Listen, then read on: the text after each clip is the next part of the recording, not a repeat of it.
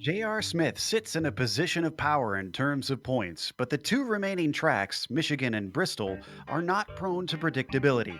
Drastically different in characteristics, they both may cause JR to feel a little edgy about clinching the title.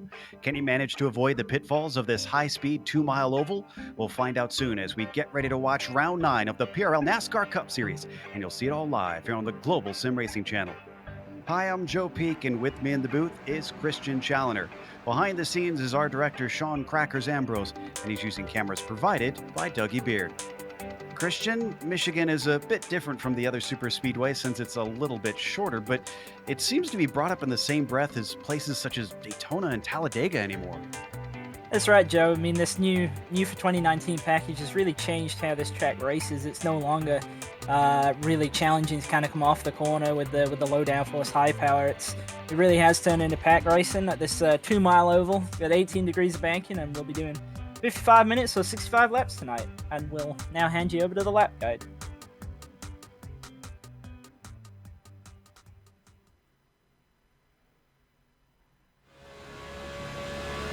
Hello everyone and welcome to the Global SimRacing Channel. I'm Brian Yazek, taking you for a spin around the Michigan International Speedway in the GSRC Chevrolet SS Cup car. Michigan is a very, very fun track for drivers, fans alike. My home track, so I might have a little bit of an allegiance there. Across the start-finish line, getting your hot lap started, up here by the wall, letting it wind up, kind of like how you qualify to plate track. Off into turn one, you're going to use the brakes just a little bit to let it sit. Back into gas about halfway, 3/4, back on full throttle. Don't hit that seam down there. Across, a little squirrely out of the corner, aiming for that crossover gate. Got to really maximize the way that this car runs off the corners. Off into turn three, right about where the start-finish line, or not the start-finish line, where the safer barrier starts, right there in turn three. Let it go into the throttle, float it way out here. And then you're going to see guys throughout the race and for their hot lap bring it right down here onto the track's apron. Really kind of let you get a good run, head of steam heading off into turn one again, off into the corner using that safer barrier as your braking mark. You're not using a whole ton of brake. You're really just using enough to let the nose set on the car. So that way you get a good bite through the middle and be able to get a good run off, because that's where you're going to be able to make up a whole lot of time here. Down into turn three for the final time today, letting it float to the bottom here. And this is just going to get exponentially harder as the tires and the track wear out.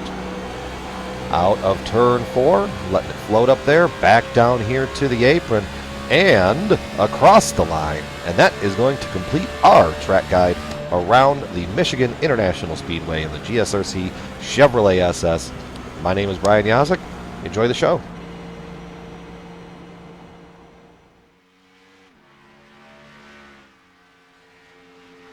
See a couple laps around Michigan.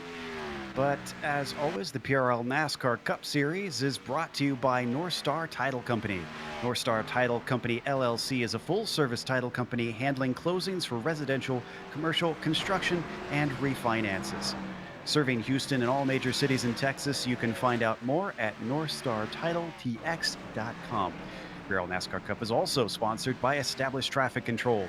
Founded in 2005, Established Traffic Control is a leader in traffic control and traffic safety in the state of Pennsylvania through maintaining great relationships and providing exceptional customer service. In addition to being able to provide all you need for traffic safety, ETC makes custom signs. From street signs to company logos and everything in between, these custom signs make great gifts and wall decor. You have a design, ETC can make it. Shipping is available. For more info, visit establishedtraffic.com or email Brennan Chatley at bchatley@establishedtraffic.com. And finally, today's race is brought to you by Ford Entertainment Group PC. FEG PC's mission is to get you into your driving sim of choice. They have the lowest prices guaranteed on any brand new custom and pre-built gaming PC. And each one comes with iRacing pre-installed to include all the most widely used racing apps to further your sim racing experience. Whether you're new to sim racing or just upgrading your PC, you're ready to race right out of the box. Learn more at fegpc.net. You can see the drivers having a little bit of fun just right out of the box here in the last bits of warm-up. So why don't we go over the championship while we wait for the qualifying to start. I mentioned J.R. Smith leading things, and by a significant amount, considering there's only 2 rounds left after, well, including today, I should say. His 18 points over Justin Rowden. So Rowden's really going to have to outscore him by a large amount in both today and next week. Rob Haynes a little bit farther back than that, and he is also still in mathematical contention, but it's going to be even more difficult. Bradley Hawley is just about outside of the window, even though he has jumped up 3 positions. Chatley definitely also a long shot for that one. Why don't we look at the teams championship, though? Christian, how's that sitting? Well, no surprises really. We've still got Waterback Racing number 2 as the leader, with Waterback Racing number 1 in second. They've really dominated the season in terms of the teams championship. But then we got Forward Bite Racing. They've managed to move up to third from last race, and then we got Hard Knock Sim Sport 2 and Hard Knock Sim Sport 3 in fourth and fifth. Now, if you've never watched the PRL NASCAR Cup Series, this is a good Sunday night viewing for most of this season. Hopefully, today will be the same in our penultimate round. You can see they can choose from the 3 different makes of the Cup cars that are available, and they've restricted the fuel. This will be important because they will have to make a pit stop for fuel to make it to the end. They also have a green-white checkers among these 65 laps, but the one thing you don't see on there that was mentioned by Christian is that they've limited it to 55 minutes. So they could run into a time limit here on this race, and we expect that there's a good chance that could happen here with this being a longer track. They also have an incident cap of 13 incidents, and we have seen drivers disappear due to that. So we now look at the drivers still continuing on with the warm up. I believe they've got about 2 more minutes. Yeah, 1 more minute we can see on the clock before they go out for their solo qualifying. But Colton Lane has been leading the warm up times with Bradley Hawley very close by. J.R. Smith has been missing for a little while. He's gotten back out there, Christian. Is that something of a concern? Is this something where you really want to be out and practicing in traffic with all these guys that are doing these pit parties right now? Well, it kind of depends a little bit on how long the pit party lasts. Really, if it's what we're seeing right now, where it's only 1 to 2 laps, I don't think he's really missing out on much.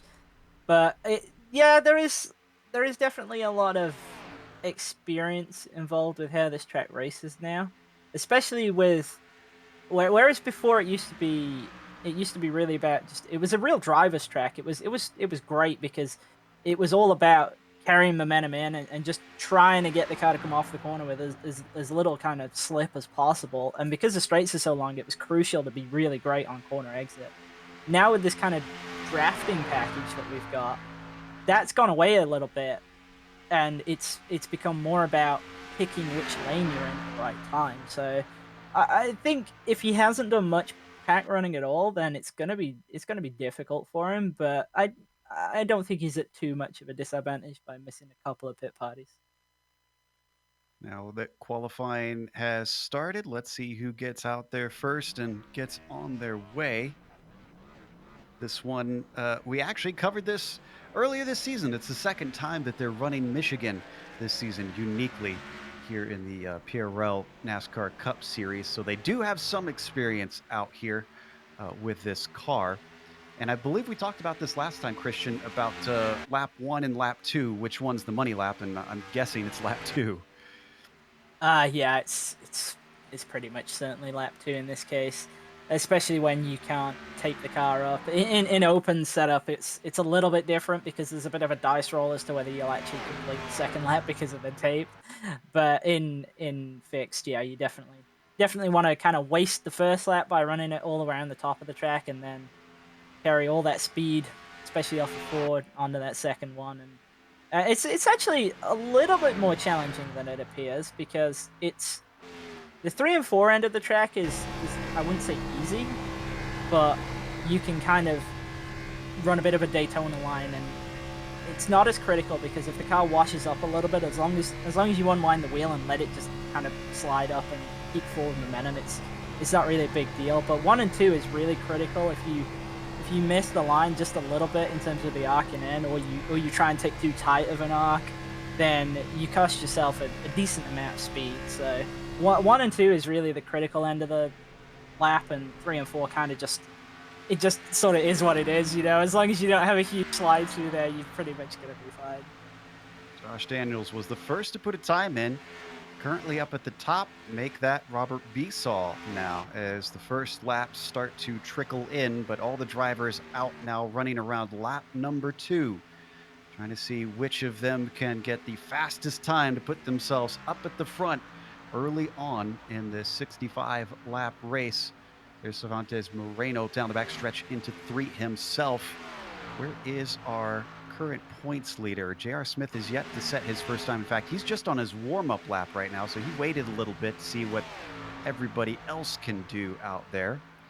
Daniel Ziegers now up front. Bradley Hawley overtakes him quickly with a 39.1. Colin Carroll now knocks him down into second place. 39.109 for the number 2 car, up to the pole position. Something else that's going to be a real factor in this session, though, is that because they're running dynamic weather, there's quite a difference in wind speed, especially throughout the qualifying session. So that can really play a huge factor in it, especially with a fixed setup where everybody's exactly the same. So you've got west at 9 miles an hour. That's definitely significant. So it's going to play into it a little bit in terms of how the order kind of filters out, especially at the very top end, I think. Also 111 degrees on the track surface. It's pretty warm on the pavement. This is Adam Zemke, and I think he's on a warm-up lap because it looks like that one didn't count. J.R. Smith is coming across now for his first time lap. Let's see where this one is going to put him. Again, won't really be as representative all the way down in 15th. We're expecting this really to be the one to pay attention to for the number 3. Very few drivers still out running to get their laps in. Smith, one of them. Duchesne, actually looks like he's in the pits. Duchesne has run one lap. Looks like maybe he messed up the second one. Justin Rowden trying to get his second one in. Zemke just crosses the line for his first. There's Rob Thomas crossing. What about our points leader? He's coming up to the line now for that second crucial lap. A 39.065. That's not good enough for pole. No, it is good enough for pole. Excuse me. J.R. Smith at the front, looking to try and solidify his championship run. Justin Rowden gets his second one in. That's good enough for 8th place. He's second in the points. That's a ways down. Yeah, I was actually just watching his lap. I think he's going to be kind of mad with himself. He turned down too early in the 3, and he caught the seam, and it made him wash up a ton coming off of 4. So that I think is probably what cost him at least a half a tenth, if not more. So he's probably mad at himself for that. Clock is winding down, and we've got all cars out on track, having finished 2 laps. Everybody else is not going to have time. So let's go through our starting order for today. J.R. Smith is going to be on the pole, as we mentioned. Colin Carroll going to try to challenge him from P2. Inside of row 2 is Bradley Hawley in there, one of our only 2 multi-time winners this season. Colton Lane will be starting next to him in 4th. Rob Haynes is in P5 with Mike Caterino in 6th. Then in 7th, it is Brendan Chatley, followed by our second place driver in the points, Justin Rowden. Gonna have some work to do at the start. 9th goes to Adam Zemke. Outside of row 5 is Daniel Cervantes Moreno. Now row 6, we've got Mitchell Clark on the inside and Mike Richter on the outside. Then we got row 6, we got Daniel Zegers and Joshua Daniels. I actually kind of expected a little bit more from Joshua Daniels in that Q section right there. And then 15th, we got Brandon Walter and Austin Hunter 2, I believe is new to the league in 16th. And then we got Nick Ketchum and Robert Bissell Jr. in 17th and 18th. And then David Dreckman and Rob Thomas on 19th and 20th. 21st will go to Eric Roberts. Alan Dobbs will be 22nd when the green drops. These are all drivers that did not get times in. Craig Hawkins, 23rd for him. Frank Peacock does not appear to be in the session. Not sure that he's going to be able to start the race. Same thing with Craig Holden, who does not appear to be in here. So only 2 of the drivers probably not lining up. Otherwise, a 23-car field here for the penultimate round today, as they all line up down the pit lane waiting for the Mustang pace car to get on his way and lead them around. The track temperature has not changed since we've switched over to this race session. Drivers still going to have to deal with those very warm 100+ Fahrenheit temperatures on the track surface over the course of this race. How is this track on tires? Does it grate them up pretty quickly as they go around? Is this something where even 2 or 3 laps into a run, they're still all going to duck down? Well, to be honest, it used to absolutely destroy them. But now, with it kind of being the draft lock and full throttle running for, say, five or so laps, alone, you won't be able to do that in a pack. It's a little different. I do think a 2-tire call, especially on something like a green-white checkered, is not out of the question as being a good move, because you're not going to get fully up to speed, especially not on lap 1. Lap 2, it's close in 3 and 4, but on lap 1, you're not fully up to speed. So the penalty of kind of having, well, not having those left side tires isn't really so big. Something interesting actually I noticed. I know we kind of normally say that these they set it up so that the race is pretty much a guaranteed one stopper. In this case, I feel like it's really close. I think it might be borderline for doing this on one stop if it goes through. That's a big if, I think. We'll find out if they can manage that. Yeah.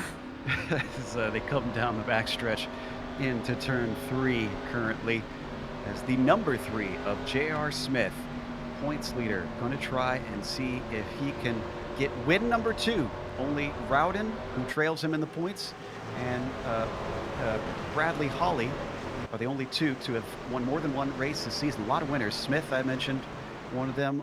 Rob Haynes has won a race, as well as Colton Lane and Josh Daniels. So the pace car now peels off into pit lane. J.R. Smith has control of the field. Green flag is out. He gets on the loud pedal. It is not the greatest of jumps over the number 2, Colin Carroll. Already he's going to get a little bit of a shove from Bradley Holly behind him in the 184. 2 rows swing it down into turns 1 and 2, but the top line is falling back quickly. Yeah, I think the top line will kind of come in say 2 to 3 laps from now, and then what you're going to see is everybody migrates to the top, and if you get stuck on the bottom, you're getting trained really all the way to the back of the field. An interesting note on the restart, though, well, the start in that case. For here, you kind of don't want to jump. You really want the guy in behind you to push you so that you do get out front like you did right there. I think we'll see that throughout the night. As they swing around, your leaders are Smith up front, Holly second, Haynes third, Colin Carroll fourth single file. Then you get 2 wide with Chatley on the low side, Colton Lane up on the high side. He uses the momentum off that banking very well. But up front, Bradley Holly already looking to try and take the lead away. Gets down to the inside of number 3, and he clears him.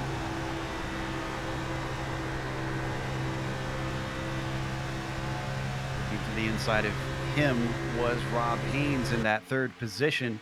Decides to get back behind him, try to give him a shove up on the high side. That's working, actually, and he'll get fully past the number 29. Excuse me, that's the 184 down on the low side. Yeah, it's going to be interesting to see if he can hold on down there on the bottom. Cleaning up with the car on the low side. He's making some moves on the top, coming off a 2 right now. He's actually managed to sell him the dummy that they want the bottom, and he's actually clearing him on the top. So, yeah, I think he's up to 5th now, maybe on corner entry. We'll see. For a split second, he was a bumper ahead for sure. He's holding on the outside though. I really think now you're gonna see the top line really come in. Oh, we got a wreck in the back. 2 cars involved that I can see. Anybody else? I think it's just 2 cars. Mike Richter, one of them. Who was that with him? That was Brandon Walter as well, who just dove it into the pits. I think this started with Richter getting loose out of 4. Could have been a whole lot worse. I was quite fortunate that they kind of stayed on the low side of the track, really. Walter just immediately, you could see, was already on a trajectory to the pit lane, decided to just roll with it, and came on in. Going to be at the back of the pack anyways.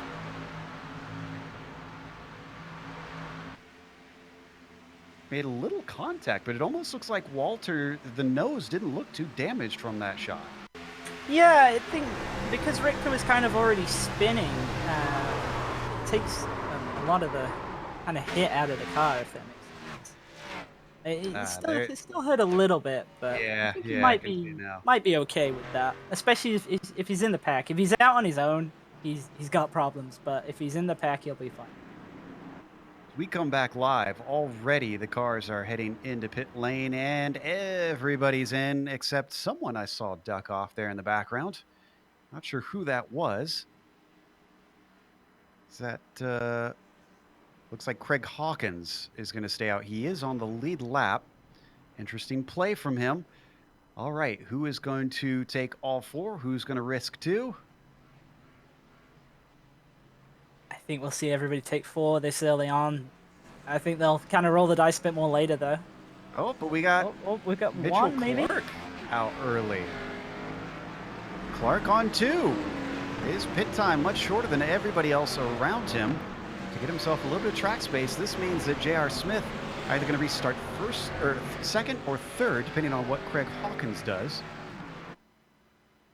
I believe Craig Hawkins might stay out here. It was 5 to 6 laps under green. That said, he did start the race 23rd though, so it could be a good play. If I was him, I would stay out right here. Hawkins, one of the few drivers that did not put a lap time in qualifying, elected to start from the back, and is now looking to get himself up to the front potentially. It depends on whether or not he stays out. Let's watch and see whether or not he regrets this decision as they come around to the pit entry. The number 24 staying a little low, and he's going to come in. He decided better of this. I was really hoping he would stay out because I think with having another car up there with you that's on 2 tires as well, it removes some of the risk. When there's only one car that's on, say, 2 tires or no tires, the risk is way higher because everybody's going to go around you. But when you've got 2 up there, I don't know. I feel like it could have worked, but I mean, I guess it's a safe option to come down and take tires. Clark is going to risk it as the lights go off on the pace car and they get double file through 1 and 2. We're going to restart on lap 9 here at Michigan. First caution, just a 2-car problem out there on track coming out of 4 and involving Brandon Walter and I believe it was Mitchell, didn't we see? Mike Richter, excuse me, is who else was involved with that one. Looking back at the field behind, you can see the green and white number 59 of, excuse me, the green and white number 21 of Justin Rowden. Just a few positions back from his championship rival J.R. Smith. Out of turns 3 and 4. Let's get restarted here at Michigan. The Mustang pace car now peels down to the bottom, onto the apron, brings itself into pit lane. How is Mitchell Clark going to do on this restart? He gets a big jump. Let's see if he pays for that, though. It seems Christian advises you get a buddy to go with you, and he does not. J.R. Smith to the outside. As down low to him, that is Rob Haynes in the number 29. Cars start to get wound up through 1 and 2. The 29 slots into second place ahead of Smith. Then it's Brendan Shatley behind him. Colton Lane rides the low side underneath Colin Carroll. Already, it looks like Mitchell Clark going to get swallowed up by the cars on 4 tires. Yeah, see, that right there is exactly why we got a 4 wide, Rowden on the bottom. Everybody looks like they survived. Yep, just about. As I was saying, that right there is why I don't really advise jumping it, because they'll catch you on the backstretch and just freight train past you. Justin Rowden did really good on that restart. He is now up to 3rd and right behind the number 3 of J.R. Smith. Make that directly below as we go 3 wide for the lead. Up on the high side, carrying the momentum. That is Rob Haynes, the number 29. I'm not sure if this is going to end up well if they don't get it sorted out by the time they come into turn 3. Still 3 wide, but this time it's for second place. Car in the middle, the number 3 of J.R. Smith, a little bit ahead. He's got to carry the momentum off the corner. The number 29 of Justin Rowden, 21 of Justin Rowden, trying to see if he can stick with him, but he is now caught up to his rival and is giving chase. Yeah, he really had to block the bottom then because it looked like Carroll was going to maybe try and put it 3 into 1. The thing is, the longer he stays down... Oh, this doesn't look good. Oh. And that was Smith up into the wall. He is falling backwards quickly. He manages to keep it from spinning out, but he is going almost all the way to the back of the field as we take a look at the replay on this incident. That was a hard impact as well. That's really going to hurt him. Certainly caused a little bit of chaos up front while we watch this replay. Everybody's trying to figure out where to go from here. 29 looks like he drifted up just a little slightly unexpectedly into the number 3. Yeah, it's so hard to maintain your line like that, especially when you're kind of in that scenario where you got one going low, one high. At the front, it is now Rowden leading of all people, and Colin Carroll is behind him. Brennan Shatley has dropped off slightly. We've got Rob Haynes in 4th place with a good head of steam coming into 3 and 4, but ahead of him, it looks like Shatley is blinking. His internet connection does not look very good. It's always a concern at these bigger draft-dependent tracks as well. Another Kind of makes the guys around you nervous.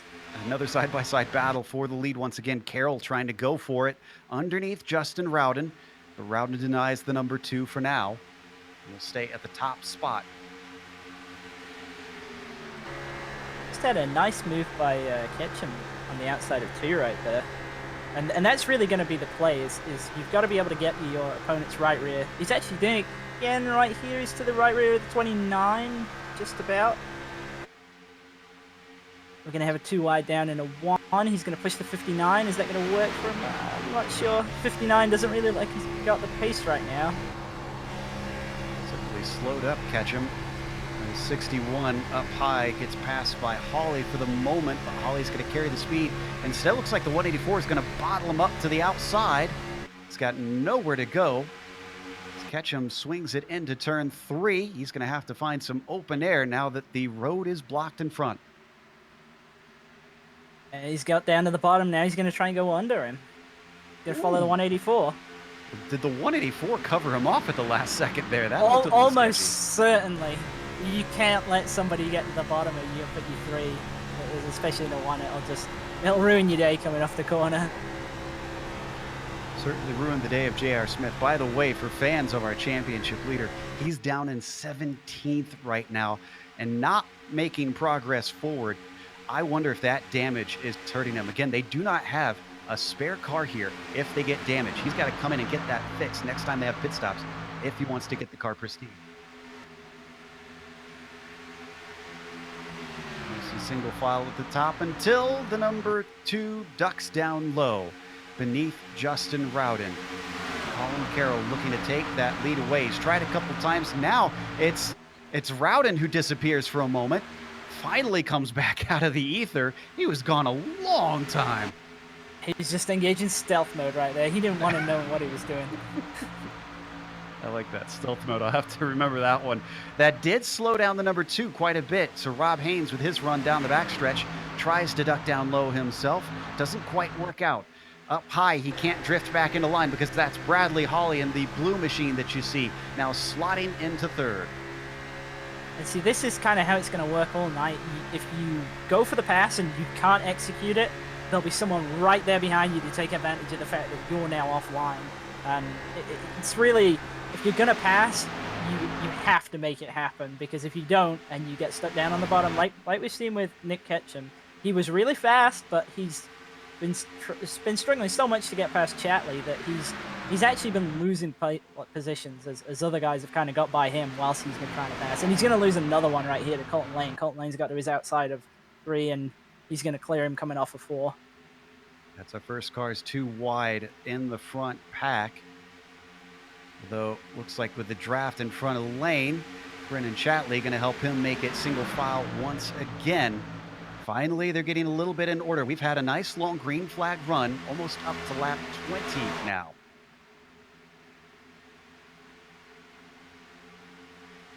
Not even close to drivers getting lapped thus far. And I think the lead might change hands because Rowden up on the high side dealing with Colin down low once more. Colin had a bit of a bobble, and then straight away, Holly was there to take advantage of him and push him back down to 3rd. Wow.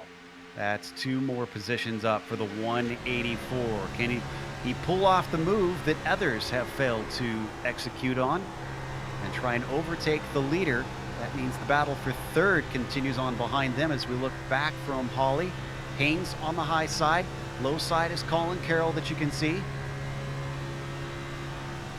Looks like Carroll decides it's better to just get back in line and cruise for now.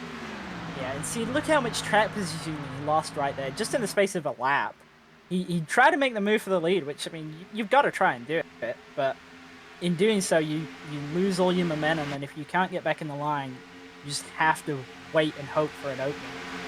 Back to Caterino in 10th place. He's been fighting with Dreckman at the tail of the top 10. It looks like David in the number 33 is going to manage to seal the deal on that one. He gets in front by the time they exit 2.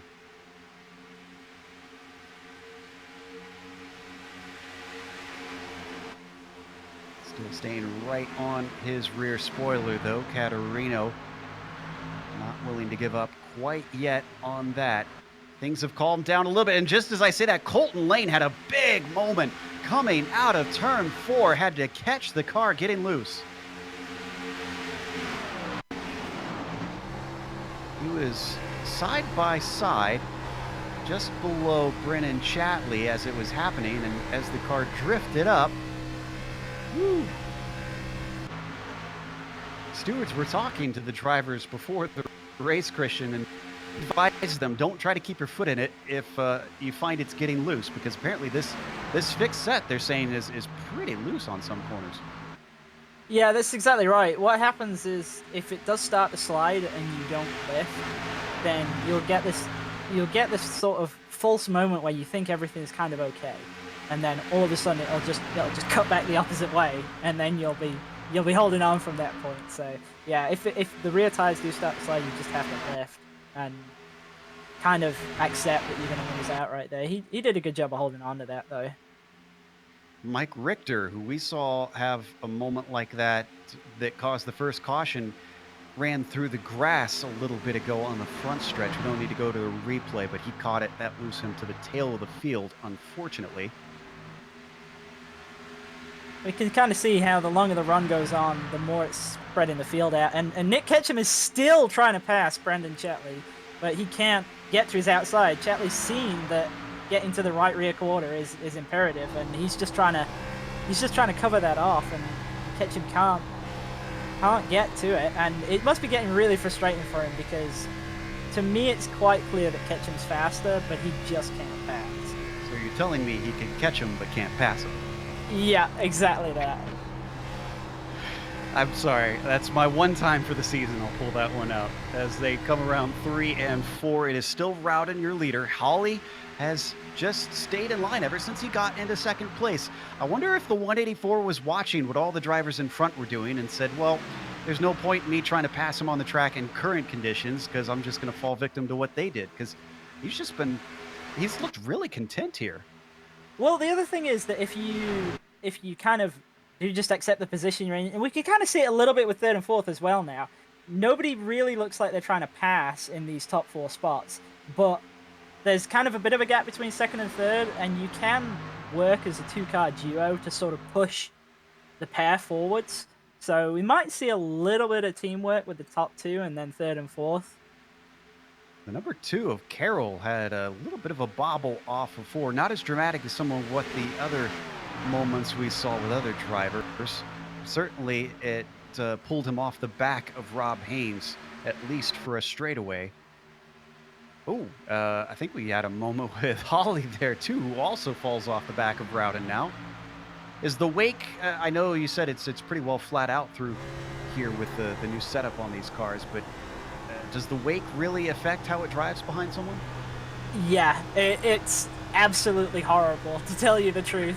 And you kind of saw it a little bit with Holly right there. What you've got to do is you've got to kind of be a little bit offset to the car ahead. And actually, just 1 second, Ketchum's he's to the outside of the 59 right now. He might be able to pull this pass off. I've been watching it for so long, but no, he can't stay there. That's the thing. He has to stay there on the right rear so that Chatley can't slide up. He's going to try the bottom here. I don't have much hope for it, but hey, we'll We'll see if he can pull it off. Now he's lifted. He's Yeah, slotting back in.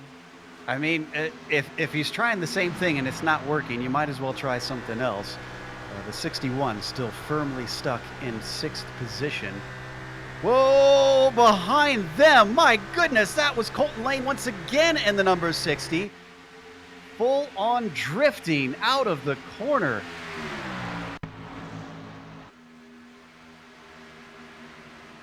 Someone put him in a sprint car because he seems to have gotten the slideways part of racing down. We've seen a number of good saves tonight already. Yeah, full credit to these drivers. Only one caution so far, and we're nearly halfway through the race. But this begs the question, who pits and when? We go to 15th. This is a whole bunch of cars and someone else getting sideways. That was It's Moreno, I think. that was Moreno.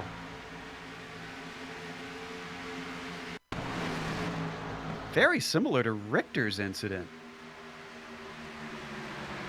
Caught it before the grass, though. Track has not cooled down. It is still 110 degrees Fahrenheit on the surface. Looks like the weather, or the wind actually, also hasn't changed too much. That moved Moreno down to 17th. Battle for third has not gone away. It's still Haynes and Carroll close together, trailing behind Rowden and Hawley, who are in first and second respectively, but a little bit more spread apart than what we're seeing for the last step on the podium. Yeah, the longer it goes, the more spread out everybody's going to get as well. And it does look like Holly's kind of, since he's had that moment, he's fallen off a little bit from Rowden. I'm wondering if he's going to just kind of drop back into the clutches of Carroll here, and we'll then have kind of a 3-car fight for a second. J.R. Smith! J.R. Smith heavy into the wall! How did this happen? It was with Richter. There was a secondary incident in that as well, and Colton Lane just been hard into the outside wall of 4. And poor Smith, you could see he just caught a bug with the wall, unfortunately.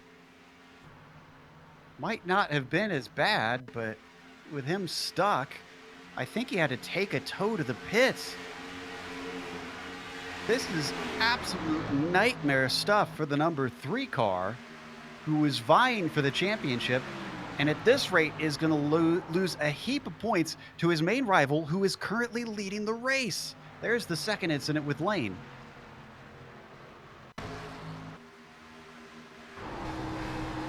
Lane actually looks like he blew his engine with that.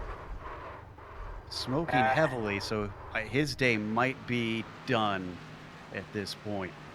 It was kind of a repeat of what we saw earlier with Richter, only it was Caterino this time. He just got loose and came down the track, and fortunately for Lane, he just happened to be there. Smith already a lap down, waiting for his car to reach his pit stall as everybody else now heading for their stall. I don't think we have anybody staying out this time like we saw before. I'd fully expect everybody to pit. You definitely but cannot Rowden! make it. He slid the box slightly. He got it backed up, but it's probably going to cost him the lead. We'll have to see. The interesting thing about this stop is we are not close enough to the end to make it on 1. I'm almost certain of that. Yeah, unless we get some cautions, I think you're right. And it's going to be Bradley Hawley who now takes the lead because of that slip up from Justin Rowden. Wow, critical change. Patience paid off with 184. That's going to take us to a quick break here on the Global Sim Racing Channel before we come back to racing.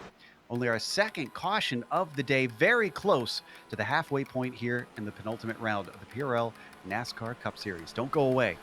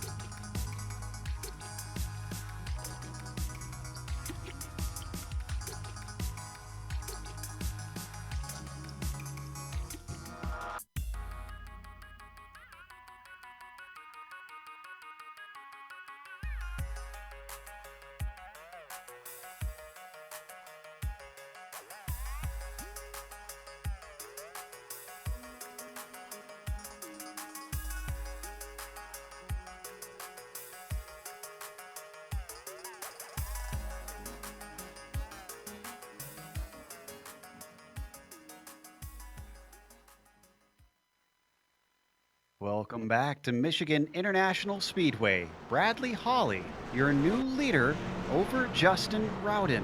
But Justin does not need to worry. He's a few points ahead of Bradley Hawley. And though Bradley could be a challenge in the championship, Justin's main goal today is to make points on a driver who is still not back out on the track after taking the pole. J.R. Smith, our points leader, having a horrible day here with only one round to go after this one. Now, Bradley Hawley, what can he do on this restart? Can he retain the lead and keep it ahead of Rowden?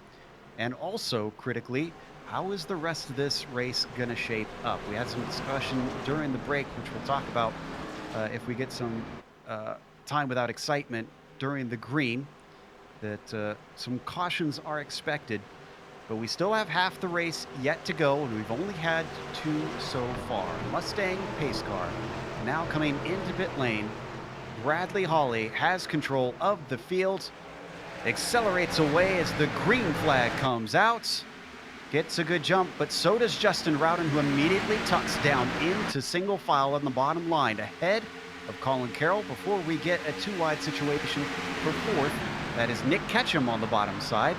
And was that Rob Haynes he was fighting with earlier, or was it someone else?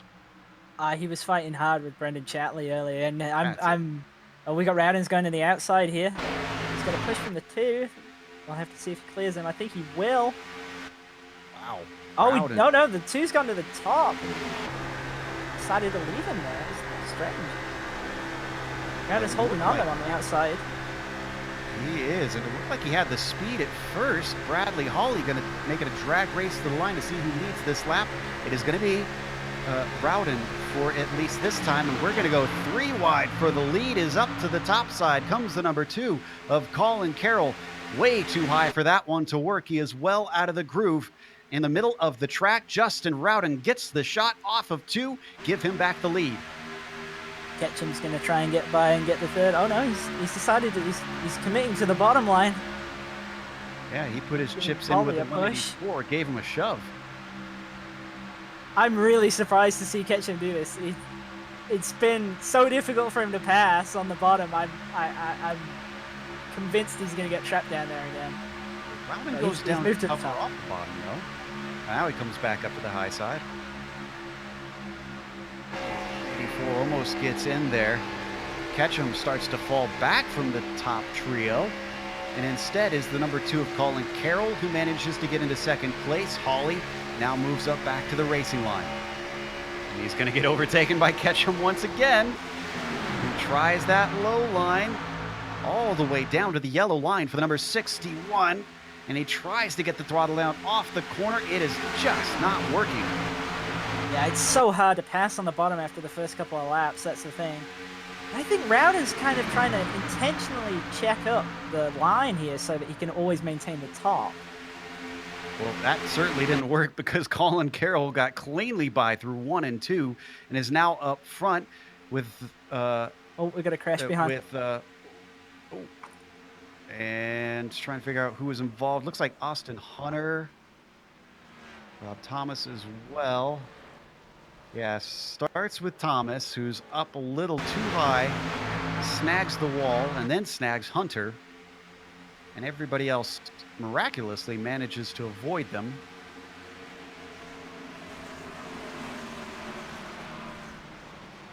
Let's watch from Hunter's perspective. Let's see if we have, because we had a few drivers that did a great job avoiding that. Looks like Ziegers in the number 8 would have a great perspective of this one. He's the cream-colored car that you saw just make immediate evasive action down low. On board.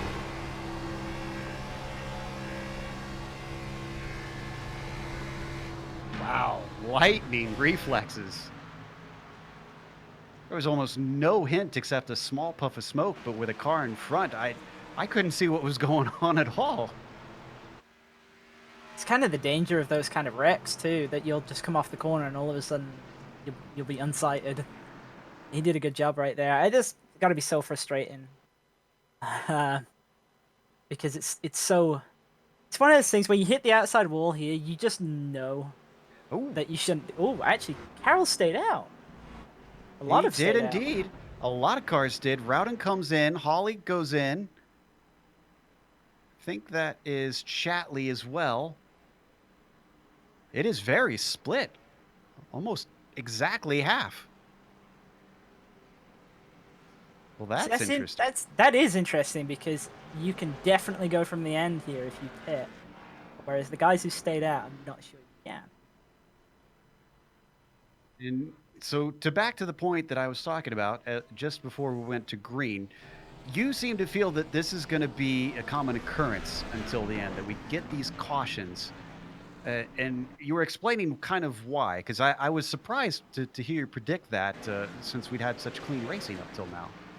Yeah, well, see, this is the thing is that if you kind of have the long green flag run like that we had for pretty much the majority of the race up until now, everybody realizes after say the first 15 or 20 laps that it's so hard to pass, and everybody's now conscious that it's so hard to pass, but that it's easy to pass when you've got new tires. So the place where you're going to get all your passing done is the restart. So everybody's now trying to gain as much as they can on the restart. And that's why we're seeing so much 2 and 3 wide. And I think that's why Carroll was so determined to get to the lead. I wasn't really sure what Rowden was trying to do. It looked like he was trying to check up the momentum in the line so that he'd always have the top and be able to maintain, which is smart. It just didn't really work out for him. And Carroll just wanted the lead, and I think when that mentality spreads throughout the field of I have to get past this guy in 5 laps, then it just, because everybody's trying to do it, everybody gets more aggressive, and there's ends up more yellows because of it. Well, always spade and neuter your yellow flags because cautions breed cautions. And right now, with that split strategy from the field, Colin Carroll takes the lead. Nick Ketchum is in second place, and Rob Haynes is in third. Actually, another driver that we haven't seen a whole lot of, Adam Zemke, is up into fourth. Been kind of quietly working his way forward, but honestly, among those, some of the hardest chargers is Ketchum from 17 to second. And then fifth place, Alan Dobbs.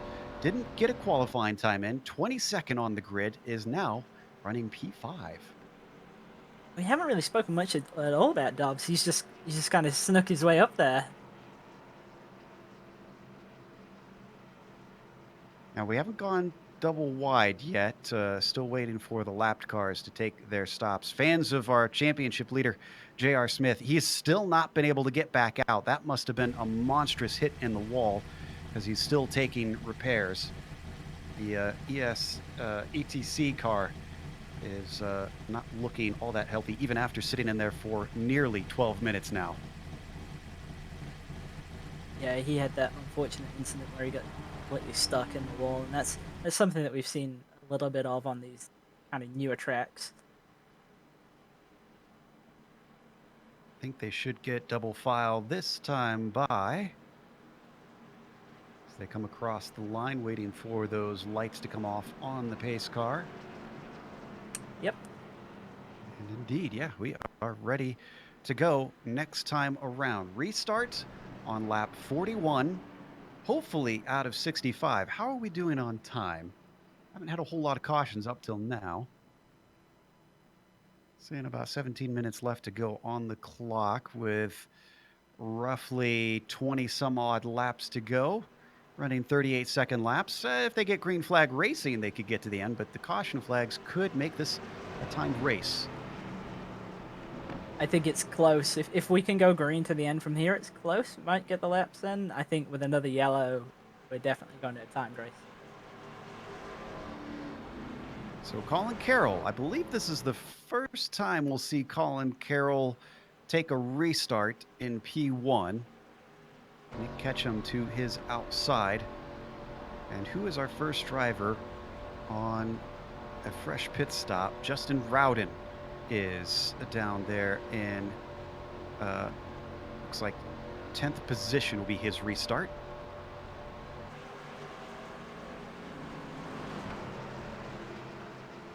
Out I believe of Bradley three. Holly might also be. Yeah, I think you're right because he's to his inside. So yeah, I think Holly is the first one technically.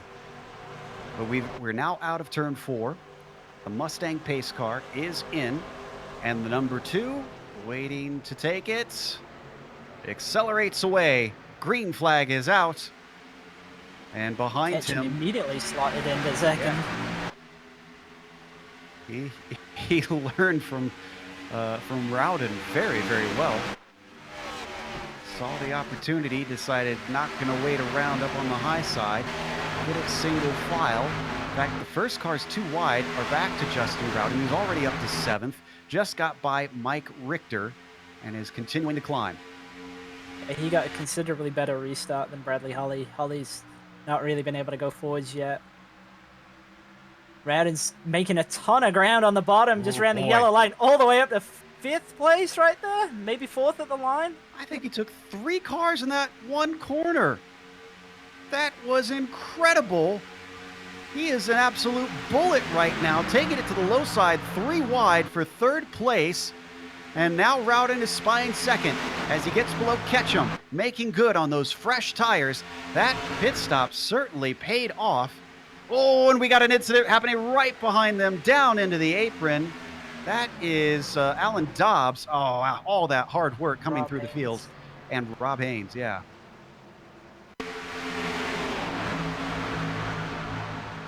Looked like did Haynes just clip the wall? Oh no, he clipped the car behind.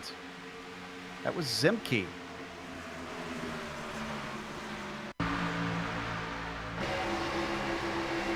You see the car just suddenly veer to the right, Christian. I think he got just the slightest touch on the right rear. Yeah, I can't be sure as to if he tried to move across or whether there might have been a tiny bit of netcode that made it look that way, but yeah, he definitely, one way or another, he ended up going right and then immediately came back down left. Dobbs was in the wrong place at the wrong time. Sometimes those quiet races suddenly become very exciting races, and Dobbs probably did not want the excitement to come in that form.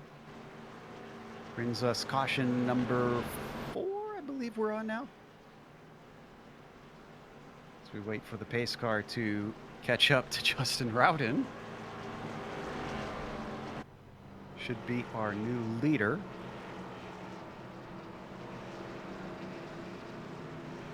No, oh, excuse me. No, Justin was not our new leader. It was Colin Carroll, who was still up front. As just Rowden made such an incredible charge with those fresh tires. Certainly made good on them. What about Holly, though? He was the other one that we saw that was up at the front of the cars who pitted. Holly only to 7th. Surprising the difference between those two. Yeah, it didn't look like he got away quite as good because there was quite a substantial gap between him and then sort of the top 7 as he got down to turn 3. When he got there, he did kind of try the same move as Rowden. He just was further back, so he didn't gain as much out of it. But I think if he kind of just works up slowly through them, he'll get up. With the yellow being so soon, the advantage of the fresh tires isn't negated as much as it would have been, say, had we ran 4 to 5 laps. I still think that those guys who pitted have got an advantage, but it's not quite as great as it was on the last time. But it should still be enough for maybe Rowden and Holly especially to run that very low line, as you saw, right down to the yellow to kind of clear a couple of cars. I wonder if we could, since we've got the cameras on the 184, just one car ahead in the 51. Mike Richter's up to 6th. Remember, he was the cause of the very first caution of the day, straight to the back of the field. Did get some damage from that. And now, granted, some of this, I believe, is from him staying out on the last caution. Even still, has brought himself back into contention. Yeah, and he's been through the grass as well. Yeah, that's right. Well, kudos to the 51. This has certainly given new life to his run here at Michigan in round 9 of the PRL NASCAR Cup Series. Not really seeing many takers for the pits this time. A lot of the drivers in the back as Rob Thomas is going to head in, Dreckman, Daniels, Caterino, Lane is in there, Cervantes Moreno, and of course, Alan Dobbs.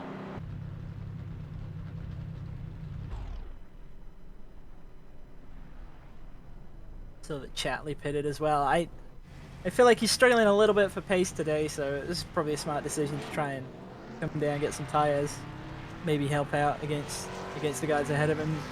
As far as I'm aware, we've got, I think, 6 cars that are out on 14 lap old tires, and then 5 that are on 7s. So we've got an interesting spread of tires throughout the field here. Love this mix of strategy that we're seeing. And the way the cautions are going, it certainly looks like track position is going to be king out here. Whether or not you can get yourself up to the front at the right time. Again, we will have one green-white checkers if the caution comes out before we can get the race restarted, but only one attempt at it. So drivers will have to play carefully with that.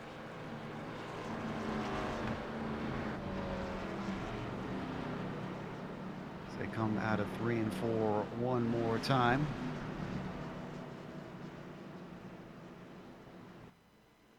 I believe we've got just under 10 minutes to go on the clock, so almost certainly not going to make the lap count now. Looks like the lights turning off this time by on the pace car. Indeed they do. Radin going to restart on the inside row, on the inside line on the second row. Oh, and they're extending the caution. Wonder if they're trying to make sure everybody gets caught up. I see Alan Dobbs still coming around. Also Colton Lane. Yeah, they've got a number of cars. It looks like they were trying to play catch up here.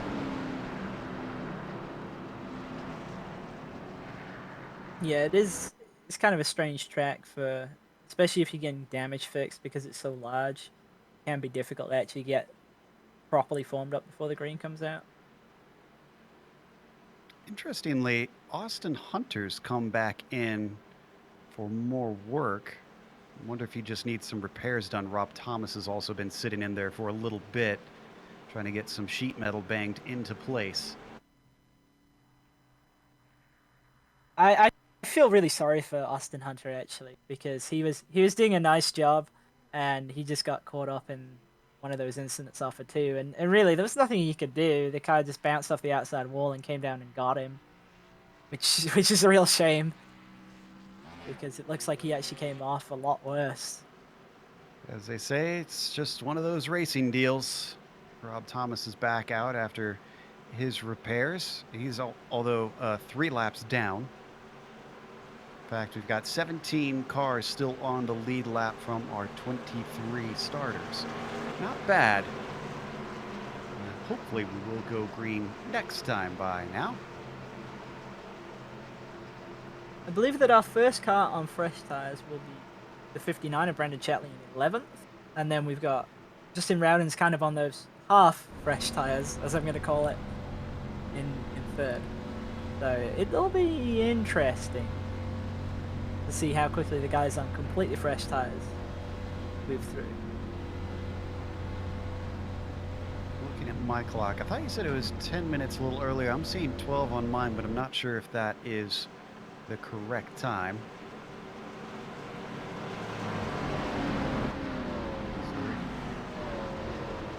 All right, so we're hearing a little bit more than 10 minutes currently left that the drivers have to go. I'm pretty sure we are on a timed race at this point because they've got a little bit less than 20 laps left to make up.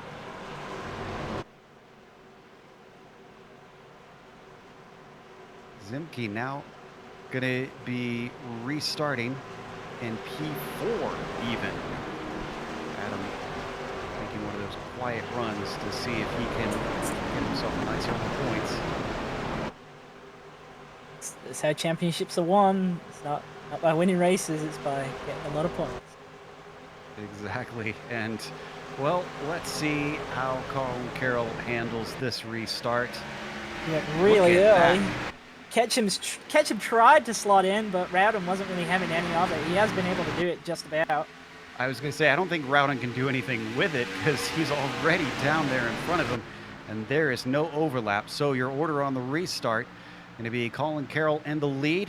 Second is Ketchum for the moment. Now those fresh tires come back into play. He's got a huge run on the bottom. He's going to be the Collins door going into 3 here. Again, his tires 7 laps fresher than our leader up on the high side. Is that still paying dividends? Behind him, the 184, the other driver closest on tires that are that fresh, is now up to 4th place. Rowden has gotten ahead, but he's not really nailed it down. He really needs to kind of get this done going into 1 here. If he doesn't this time, it's going to be a real struggle for him when he gets to 3. It looked like the grip was just about giving up on him last time. And he's slight contact, but I think they're okay.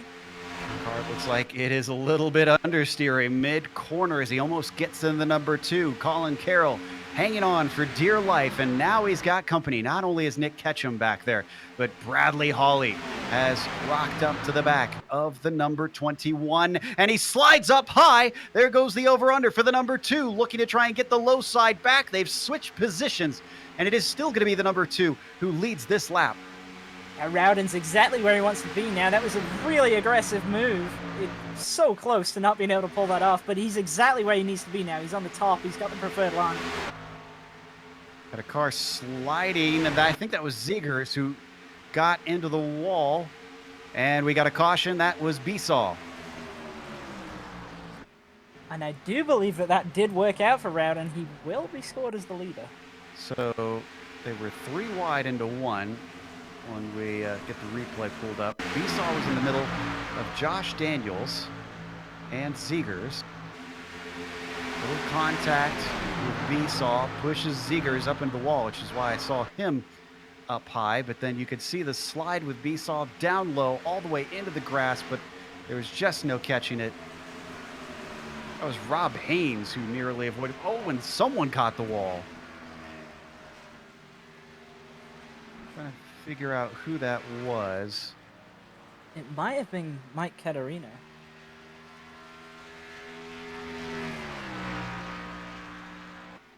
Let's see Caterino's perspective here. You know, he had 2 cars down low, couldn't see it until late, and then unfortunately when he threaded the needle, just barely clipped the wall. That actually sent him into the pits to get repairs. He smacked it hard enough. Yeah, it's one of those deals where if you just think about it for just slightly too long, then you're in a world of hurt. Yeah, a few jokesters making One it did look come like they down. come in. Zemke came down. Oh, I'm a little bit surprised by that. Zemke spent all this time trying to get that track position. Well, I mean, the upside is he's got a ton of cars ahead, some as old as 21 laps on their tires, others on 14, a few on 7. We saw what 7-lap fresher tires will do. This could pay huge dividends, but Zemke's banking on there being some green flag racing, and that seems like a big roll of the dice. And that's the thing. It's potentially a winning move if it goes green for even as much as 5 laps. But will it go green for as much as 5 laps is the thing. I'm not really sure it's gonna. Based on the current trend, I'm with you. I don't think we're going to get too much racing. It was starting to look pretty good there. And then it was the mid-pack that unfortunately where things erupted. Justin Rowden finally back ahead of Colin Carroll.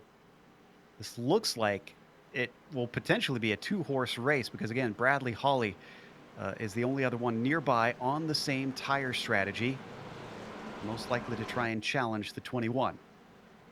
Possibly, but I'm just looking back to 7th place where we've got Joshua Daniels, who's got another 7-lap fresher tires here, so he might be able to do something. That's true, down in 7th place. That's not too far back. It's close enough to mount a charge, I think. Just depends on, it all depends on how well he gets away on the start, and if he's close enough. coming off of 2. If he can maybe clear up to I'm going to say up to 4th place off of 2, which I know is asking a lot, but I think it's possible. If he can clear up to 4th coming off of 2, I think he's got a chance. Let's see, they still have another lap around before they get one to go. A few more cars ducking into pit lane, get a few repairs, maybe take a gamble themselves. Moreno, one of them. See that Roberts has come down into the pits. Otherwise, it's mostly cars that have been sitting in there for a while, such as Besaw Jr. And, something we missed. J.R. Smith is back out, but he is 17 laps down. Now, here's a driver that wants some green flag racing because he's got 5 laps just to clear the next car, which is Colton Lane.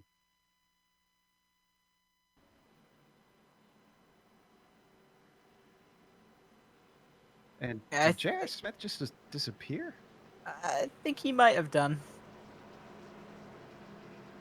He can only clear Colton Lane, though. I've just been looking. Mike Caterino he's called it. He's had enough, but he's too far ahead for J.R. Smith to get by. We talked about it earlier, though. Points are points, and that's what wins championships. Even if it's one position for JR, he's got to try and get out there and get that. Considering he came into this thing 18 points ahead. He took, I believe it was 2 bonus points for pole position. Double check on that. Yeah, 2 points he got for pole. He led a lap. That gave him another bonus point. There's 3 bonus points. And they get 2 for leading the most laps and 1 for fastest lap during the race. It's going to be really close. I think if Rowden wins the race, he's going to definitely have the advantage. But by how much? As that extra position could really be worthwhile for JR right here. Certainly could. Oh, how sweet would it be for Justin Rowden to take the points lead coming into the last round after it looked a little bit dire going into this one. They are now double file, and we are getting ready for a restart. Is this going to be our last one before we get a green-white checkers, actually? Looks like it. The clock's got to be really close now. I think we're less than 5 to go. 2 minutes to go, we're hearing. Yeah, this should be it. If we get another caution, we're going to have a green-white checkers, and that will be it. So, which is it going to be? Didn't get the full laps in. Justin Rowden, I don't think he cares about that. He just wants to be the first to see the checkered flag. Colin Carroll behind him in the number 2. Carroll not at all concerned with this championship. He's down 14th in the points. He is here strictly for wins from here on out. Mustang pace car down low into the pit lane.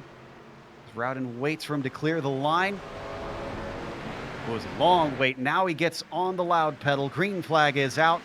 It's a very good jump, and poor Colin Carroll can't move low like we've seen the second place car do a number of times recently. Instead, it is Bradley Hawley who's going to have the speed. I'm not sure. Is Hawley going to have somewhere to go? He could maybe thread the needle if he wants to go high. He's going to try and look for it and sneak up there, carry the speed, but they're going to go try and 3 wide. Not quite. The 2 gets blocked off, pushes the 184. Bradley Hawley absolutely freight trains our leader. And we got a caution. It was Moreno who spun in the back. Now, who was the leader? Because they were completely side by side. Dreckman, who was also involved with that. Oh, this was back for somewhere in like 15th position. A little disappointing. It was so close for the lead. They were nose to nose, side by side in 3. I think Hawley. He's currently holding the front spot. You see the replay of the 25 demolishing the car into the inside wall.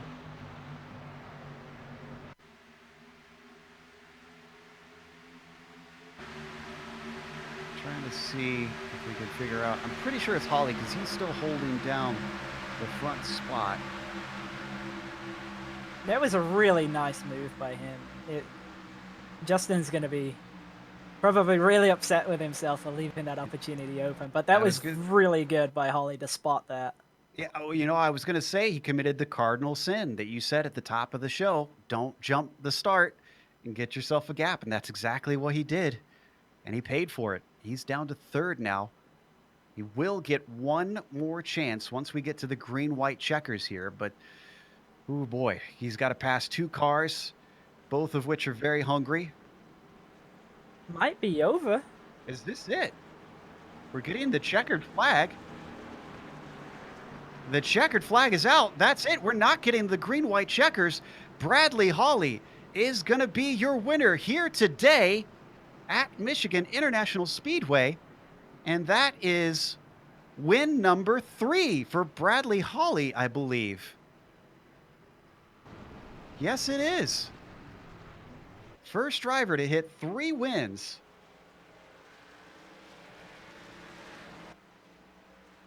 All right. Well, we have a lot to unfold and unpack here.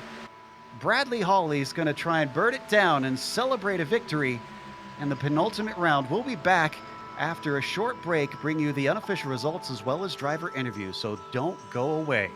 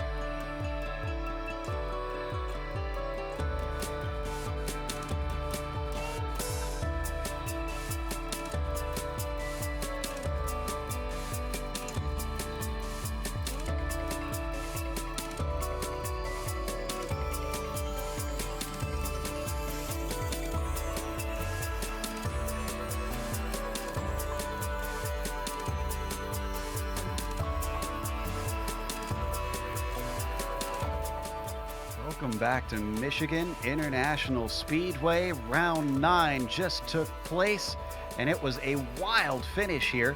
In fact, we weren't even sure that it was finished at first in the Precision Racing League's event at Michigan. Bradley Hawley took the win after starting third on the grid with Colin Carroll, we believe, about half a car length back when the caution came out. He was oh so close to getting the victory. Justin Rowden, who is probably really upset with himself, had a potential win in his hands and lost it with only half a lap of running under green at the end. He still gets a third place and still gets a lot of points on his rival. Nick Ketchum gets fourth after starting 17th, and that was with qualifying, so that is a great climb for the 61. Mike Richter as well, in all kinds of trouble throughout the race, and still comes back with a top 5. Mitchell Clark will get 6th position with Brendan Chatley in 7th. Then it's Josh Daniels getting an 8th place and Rob Haynes getting a 9th. Daniel Zagers manages to get a 10th. In 11th position, it is Adam Zimke with Alan Dobbs finishing in 12th.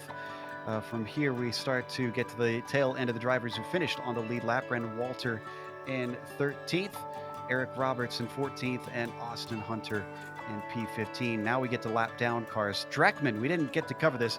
He actually DQ'd on incidents at the end of the race with that last coming together he had with Moreno. He was 16th. Moreno 17th, ironically behind him, with Rob Thomas finishing in 18th. Robert Besaw Jr. 19th, and Mike Caterino in 20th. Colton Lane, who was also fast for much of the race, has to settle for 21st. And J.R. Smith, 22nd after all that. Craig Hawkins, the last car, and also a DNF in 23rd. Peacock and Holden were DNSs today. I believe we have Holly ready to talk to us about that crazy finish of the race. Holly, did you realize on that restart that that move was going to net you the race win? Not really, but I knew if I got to the outside of Rowden right there that I had a pretty good chance of winning it if I could hold him off going into 3 and 4. Now, up in the booth, Christian, with his experience, was predicting once we got all those green flag runs in the first half and we got our second caution right about halfway through the race, he immediately said that he expected a bunch of cautions. Did you also see that coming? Were you kind of figuring the face of the race was going to change from there on out? Yeah, I had a feeling it was. I mean, everybody was driving really great at the beginning of the race, and then when it starts coming down to crunch time, people start making some moves that can cause contact and cause yellows.